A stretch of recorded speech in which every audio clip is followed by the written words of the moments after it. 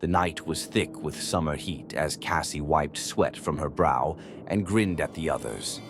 "You guys sure you're not scared?" she asked, eyeing the looming silhouette of the Pine Hollow petting zoo. Derek scoffed. "It's just an old petting zoo. What, we're gonna get trampled by ghost goats?" Liam laughed nervously. "I heard they shut it down after a fire. People said weird stuff happened here." "Exactly," Cassie said, climbing the fence. "Let's find out." The zoo looked like nature had been trying to eat it for years. Weeds cracked through the pavement, and vines choked the fences. Cartoon animals on faded signs still smiled, chipped and flaking. The air smelled of mold and rust. They passed the shattered ticket booth and headed toward the main barn. Inside were cages, dozens of them. Some looked like they held goats, sheep, maybe llamas. Others were smaller and cleaner. Too clean. Juno pointed to a pile of dusty costumes in the corner. "Mascots." Cassie picked one up. It was a sheep. White fur, black snout. But it felt heavy, damp, and stained at the neckline with something brown. A soft thud echoed from behind them. They turned. One of the cages still had a lock on it, and something had just hit the bars from inside. "What was that?" Liam whispered. They froze, flashlights shaking. "Probably just a raccoon," Derek said too quickly. But even he didn't sound convinced. Cassie stepped toward the cage. The lock was rusted but intact. Something inside shifted, a shape just out of sight. It snorted. Once. They didn't wait to find out more. Backing out of the barn, they decided to split up, just to cover more ground. Liam and Derek headed toward the hay maze. Cassie and Juno explored the old feeding stations. That's when they heard it. Laughter, garbled, warped. It echoed through the zoo like it didn't belong in any throat. Cassie froze. That wasn't an animal. Juno stared into the dark. It wasn't a person either. In the next building, a nursery stall, Juno found photos nailed to the wall, smiling kids beside workers in animal suits. But the suits weren't right. The eyes looked real, alive. Cassie gasped. One of the sheep costumes from before was gone. Then came the sound of hooves on concrete.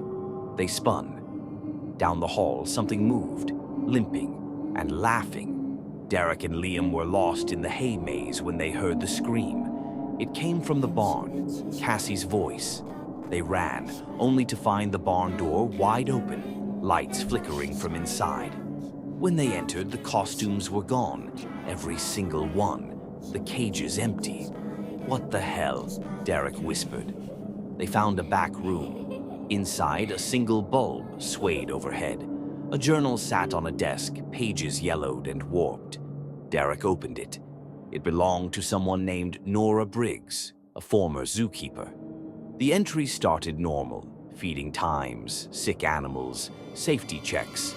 But then, "The kids are laughing too much, even when we close.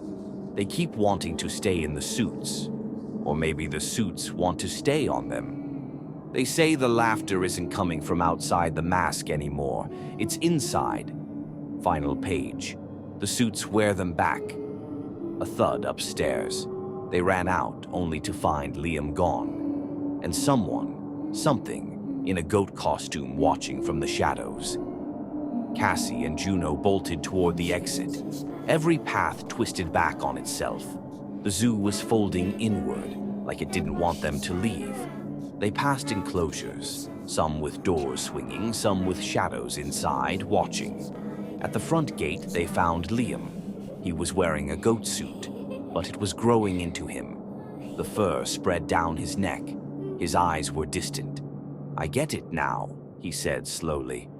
"It's peaceful, like sleep. You don't have to feel anything anymore." Cassie grabbed his arm. "Liam, take it off." "I can't. I am it now." He stepped back into the dark. Behind them, the sound of claws dragging along wood echoed louder.